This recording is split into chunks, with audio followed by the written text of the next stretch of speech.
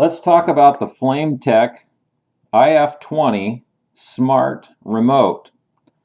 This uses Bluetooth technology to communicate from either an iPhone or an Apple tablet, so you get the application from there, or an Android device, Android phone or an Android tablet. And again, it's using Bluetooth, so it's very low powered, low battery consumption. You also have an optional Wi-Fi hub, which would allow this system to also work with either a Google Home device or an Amazon Home device. As with any remote system for the fireplace industry, you're going to have a receiver box of some sort. The receiver box can be on or off or remote condition. So it replaces your on and off switch if you had a toggle switch, but when you put it in remote position, it's a remote receiver. Has a simple 2-wire connection we'll show in a minute. It's powered on 4 AA batteries. The package also comes with a simple on and off remote, one button on, one button off. But this remote is actually a temperature sensor. We'll talk about that more in a second. You have a optional wrist strap should you want to do that. You pop the back cover off, and this simple on and off remote is powered by 2 AAA batteries. And then you have a wall cover. So if you put your receiver box in a wall switch position, you replace the wall switch that used to be there for your fireplace, that becomes your new cover, wall cover. And then of course a couple of pieces of instructions that nobody's going to read.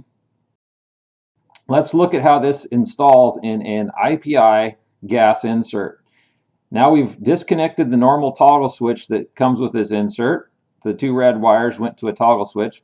Again, if we want to do on and off, this takes the place of a toggle switch, but we put it in the remote position and it's now a remote receiver.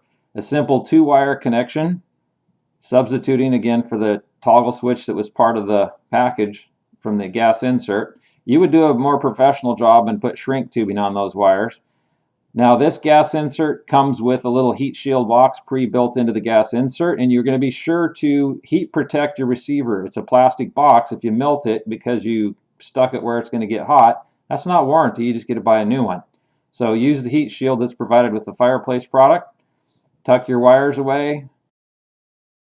Make sure that your on and off remote, your one button on, one button off remote is synchronized. You saw the lights blink, so it was synchronized.